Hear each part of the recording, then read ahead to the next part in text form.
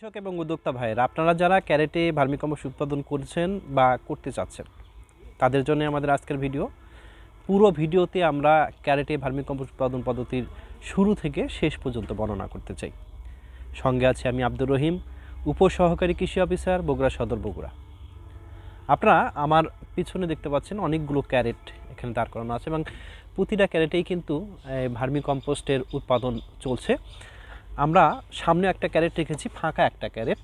এই ক্যারেটে আমি আপনাদের প্রশ্ন সাপেক্ষে যে সকল প্রশ্ন আপনারা আমাদের কাছে করেছেন প্রথম দুটি ভিডিও দেখে, সেই প্রশ্ন উত্তরের আলোকে পুরো বিষয়টাকে বর্ণনা করার চেষ্টা করব। আশা করছি আমাদের পাশেই থাকবেন। ভার্মিকম্পোস্ট হলো কেঁচো দ্বারা কম্পোস্টকৃত এক প্রকারের উত্তম জৈব সার, যার ভিতরে উদ্ভিদের অত্যাবশ্যকীয় পুষ্টি উপাদানগুলো বজায় থাকে। যেহেতু কেঁচো খেয়ে পচন ক্রিয়াকে ত্বরান্বিত করে, যে কারণে কেঁচোর নাম অনুসারে এটাকে বলা হয় হলো ভার্মিকম্পোস্ট।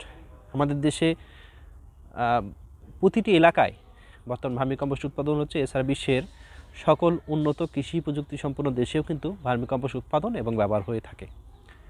তো আমরা এই ভার্মিকম্পোস্ট উৎপাদনের ক্ষেত্রে ক্যারেট পদ্ধতি নিয়ে আসলাম কেন, এরকম একটা প্রশ্ন যদি আপনারা আমাকে করেন, তাহলে আমি বলবো যে আমরা দীর্ঘদিন চেষ্টা করছিলাম যে সাধারণত খামারিরা তাদের বৃহৎ খামারে যে পরিমাণ ভার্মিকম্পোস্ট উৎপাদন করে তা তাদের বাজারের তুলনায় বা চাহিদার তুলনায় অত্যন্ত নগণ্য। যে কারণে আমরা চাইছিলাম যে মাননীয় প্রধানমন্ত্রী জননেত্রী শেখ হাসিনার স্বপ্ন উলম্ব কৃষির একটি স্বপ্ন, সেই উলম্ব কৃষির একটি স্বপ্ন থেকে আসলে আমরা ক্যারেট পদ্ধতি নিয়ে এসেছি। কারণ অল্প জায়গাতে আমরা অধিক পরিমাণ কম্পোস্ট উৎপাদন করতে পারবো। আপনারা যদি দেখেন যে সাধারণত 3 ফিট দৈর্ঘ্য এবং 3 ফিট প্রস্থের একটি জায়গাতে যদি 5 ফিট পর্যন্ত উচ্চতা করা যায়, সেখানে 30টি ক্যারেট রাখা সম্ভব এবং 30টি ক্যারেটের প্রতিটিতে প্রায় 24 থেকে 25 কেজি পর্যন্ত গোবর বা অন্যান্য কাঁচামাল থাকে এবং এখান থেকে প্রায় 17 থেকে 18 কেজি পরিমাণ ভার্মিকম্পোস্ট আসে। যে কারণে এই উলম্বর 5টা স্তর বিশিষ্ট যে ভার্মিকম্পোস্ট উৎপাদনের পদ্ধতি, এই পদ্ধতিতে একক স্থান থেকে অধিক পরিমাণে ভার্মিকম্পোস্ট উৎপাদন করা যায়। দ্বিতীয়ত যে সুবিধাটা রয়েছে সেটা হলো যে আপনারা দেখতে পাচ্ছেন এই ক্যারেটের অসংখ্য ছিদ্র রয়েছে। এই ছিদ্র পথগুলো দিয়ে কিন্তু সাধারণত ভার্মিকম্পোস্ট তৈরি হওয়ার পর যে রসটা থাকে, এই রসটা না কমা পর্যন্ত সাধারণত এটাকে প্রসেসিং বা নেট করা যায় না বা মার্কেটে দেওয়া যায় না। তো এই ছিদ্র থাকার কারণে এর ভিতরে যে অতিরিক্ত ময়েশ্চারগুলো থাকে সেগুলো কিন্তু বেরিয়ে আসে। তারপরে যদি বলি যে আরেকটা বড় বেনিফিট রয়েছে, আমরা যখন ভার্মিকম্পোস্ট উৎপাদন করি অন্যান্য পদ্ধতিতে, সেখানে সাধারণত উপরের তলে কিন্তু কেঁচো সবচেয়ে বেশি খায়, নিচের দিকে সাধারণত খায় না। যে কারণে এটাকে আমাদের উপর থেকে সংগ্রহ করে নিতে হয়, অথবা সংগ্রহ করতে না পারলে অনেক সময় উলট পালট করে দেওয়া হয়। ক্যারেট পদ্ধতির অন্যতম একটি সুবিধা হলো যে এর সব পাশে যেহেতু ছিদ্র থাকে, সকল অংশেই সমান পরিমাণ কেঁচো খেয়ে থাকেন এবং কেঁচো তার স্বাধীনতার মতো ওপর থেকে নিচে, নিচের থেকে ওপরে সব প্রান্তে কিন্তু যেতে পারেন। যে কারণে এটাতে দিয়ে আপনাকে আর চিন্তা করতে হবে, এটাকে নাড়াইতে হবে বা সার কালেকশন করতে হবে, কোনো কিছু টেনশন থাকবে না, পরিপূর্ণভাবে সার প্রস্তুত হয়ে থাকে এখানে। এখন আপনি যদি বলেন যে এই সারটা অন্যান্য সারের তুলনায় কেমন হবে, সেক্ষেত্রে আমি বলবো যে অন্যান্য ভার্মিকম্পোস্ট উৎপাদন প্রণালীর চাইতে এই প্রণালীটা অত্যন্ত সহজ এবং কম ব্যয় সাপেক্ষ। কম ব্যয় সাপেক্ষ এই জন্য বলছি, সাধারণত আমাদের একটা খামারের সার উৎপাদনের অবকাঠামো নির্মাণ ব্যয়টা সবচেয়ে বেশি। আমরা যদি মাত্র 3.5 ফিট জায়গাতে এরকম 30টি করে ক্যারেট রাখতে পারি, তাহলে সেখান থেকে 500 থেকে 550 কেজি উত্তম মানের ভার্মিকম্পোস্ট পাওয়া সম্ভব। যে কারণে আমাদের খামার যদি ছোট হয় বা অল্প বিনিয়োগ করে অল্প আকারের শেড তৈরি করে, সেখানে কিন্তু আমরা এরকম ভার্মিকম্পোস্ট তৈরি করতে পারবো। তো ক্যারেটে ভার্মিকম্পোস্ট তৈরি করার কিছু সতর্কতা রয়েছে, সেই সতর্কতা নিয়ে আমি আপনাদের সাথে কথা বলতে চাই। আপনারা দেখতে পাচ্ছেন যে এইরকম অসংখ্য ছিদ্র রয়েছে কিন্তু ক্যারেটের চারপাশে। আপনারা সাধারণত দেখবেন যে আর 5টা পাশ কিন্তু চারিদিকেই ছিদ্র রয়েছে। এই ছিদ্র পথে কিন্তু সাধারণত আলো বাতাস চলাচল করে। তো ক্যারেট পদ্ধতিতে এই আলো বাতাসটার যেমন সুবিধা রয়েছে, ঠিক তেমনি আবার কিছু অসুবিধাও রয়েছে। একটি ক্যারেটে ভার্মিকম্পোস্ট উৎপাদনের ক্ষেত্রে যে চ্যালেঞ্জগুলোর সম্মুখীন আপনি হবেন, সেগুলোর মধ্যে অন্যতম হলো যে এই অতিরিক্ত ছিদ্র। এই পথে কিন্তু গোবর, কম্পোস্ট বা কেঁচো বেরোবে না, কিন্তু আপনার খামারে অতিরিক্ত ময়েশ্চার যদি থাকে সেটা যেমন শুকাবে, ঠিক একই রকম প্রয়োজনীয় ময়েশ্চারটাও যদি থাকে সেটাও কিন্তু এই দিক দিয়ে আলো বাতাস চলাচলের ফলে শুকিয়ে যেতে পারে। যে কারণে আপনাকে যেটা করতে হবে যে এই রকম সাধারণত স্তূপ আকারে সাজানোর পরে এটাকে সুন্দরভাবে বেঁধে দিতে হবে। সুন্দরভাবে যদি বেঁধে দেন তাহলে এখান থেকেও কিন্তু আপনি আলাদা কিছু বেনিফিট পাবেন। যেমন এই সুন্দরভাবে ঢেকে দেওয়ার ফলে এর ভিতর থেকে অতিরিক্ত ময়েশ্চার যেমন বেরোবে না, ঠিক তেমনই কেঁচো সাধারণত অন্ধকার পরিবেশ পছন্দ করে, অন্ধকার পরিবেশে কেঁচোটা সবচেয়ে বেশি খাবে।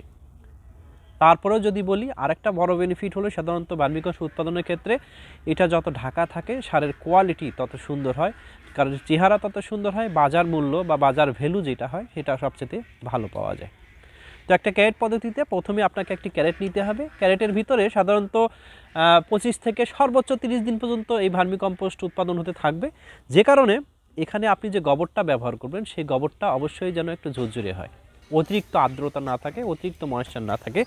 এই গোবরটাকে নিয়ে এটাকে সুন্দরভাবে ভরে দিতে হবে। এর মাঝে আপনি কিন্তু পচনশীল অন্যান্য সকল উদ্ভিদ বা লতাপাতা বা শাকসবজি বা ফলমূল সব কিছুই আপনি এখানে ব্যবহার করতে পারেন, তবে এগুলো উদ্ভিদ বা শাকসবজির টক্সিসিটি যেন না থাকে সেগুলো দিয়ে খেয়াল রাখতে হবে। সাধারণত কিছু কিছু উদ্ভিদ রয়েছে যেগুলো পচন ক্রিয়ার সময় অতিরিক্ত গ্যাস তৈরি করে বা অতিরিক্ত ঝাঁঝালো গন্ধ তৈরি করে, বা কিছু আছে অতিরিক্ত তিতা জাতীয় জিনিস বা অতিরিক্ত ঝাল জাতীয় জিনিস, সেগুলোকে সাধারণত এড়িয়ে চলা উচিত। কেঁচো সাধারণত মিষ্টি জাতীয় উদ্ভিদ বা মিষ্টি জাতীয় ফলমূল বেশি পছন্দ করে। আপনার খামারে যদি ভার্মিকম্পোস্ট অধিক পরিমাণ উৎপাদন করতে চান বা কেঁচোর স্বাস্থ্য ভালো রাখতে চান সেক্ষেত্রে অবশ্যই আপনি এই সকল দিককে খেয়াল রাখবেন এবং যথাসম্ভব এর উৎপাদন প্রক্রিয়া বাড়ানোর জন্য মিষ্টি জাতীয় উদ্ভিদ বা মিষ্টি জাতীয় সাধারণত চিটাগুড় বা অন্যান্য উপাদানও কিন্তু এখানে ইউজ করা যায়। তবে এগুলো ব্যবহারের ক্ষেত্রে কিন্তু অতিরিক্ত কিছু সতর্কতা অবলম্বন করতে হয়, কারণ চিটাগুড় ব্যবহারের ফলে এখানে কিন্তু পিঁপড়ার উপদ্রব হবে। যে কারণে আমরা সাধারণত এই চিটাগুড় ব্যবহার করতেও সবসময় পরামর্শ দেই না। তবে খামারের উৎপাদন যদি কখনো অতিরিক্ত নেমে যায়, যে কেঁচোর স্বাস্থ্য খুব খারাপ হয়ে যায়, সেক্ষেত্রে কিন্তু আপনি এর ভিতরে কিছু চিটাগুড়ের নির্যাসে ব্যবহার করতে পারেন। যাই হোক, একটি ক্যারেটে ভার্মিকম্পোস্ট উৎপাদনের ক্ষেত্রে আপনাকে যে সমস্যাগুলোর মধ্যে সম্মুখীন হতে হবে তার মধ্যে অন্যতম হলো যে এই অতিরিক্ত ময়েশ্চারটা শুকিয়ে যাওয়া, যেটা সমাধান আপনাদের বলেছি। এটাকে যদি সুন্দরভাবে মুড়িয়ে রাখা যায় তাহলে এখান থেকে অতিরিক্ত ময়েশ্চারটা বেরোবে না, এবং অতিরিক্ত ময়েশ্চার না বাড়ালে তার ফলে এখানে যে ঘটনাগুলো ঘটবে, যেখানে সারের কালার ভালো হবে, কিছু বেশি পরিমাণ খাবে, সার অধিক উৎপাদন হবে এবং সারের কোয়ালিটি অনেক ভালো হবে। এবং আপনারা জানেন দ্বিতীয়তে যে সমস্যাটা এখানে ফেস করা যায় সেটা হলো যে সাধারণত বিভিন্ন প্রকারের প্রাণী আছে যেগুলো সাধারণত এই সকল ক্যারেটের ওপরের অংশ ক্ষতি করতে পারে। যেমন উপরে যদি মুরগি আসে, মুরগি ছিটাইতে পারে, বা বিভিন্ন রকম পাখি সেগুলো কেঁচো খেতে পারে, ছুঁচা বা চিকা যাদেরকে বলা হয় এরা কিন্তু কেঁচো খেয়ে ফেলতে পারে, কুনো ব্যাঙ কেঁচো খেয়ে ফেলতে পারে। যে কারণে এই যে বাধা যখন থাকবে তখন কিন্তু এই অতিরিক্ত যে বালাইগুলো থাকে সেই বালাইগুলো থেকে কিন্তু আমরা খুব সহজে রক্ষা করতে পারি।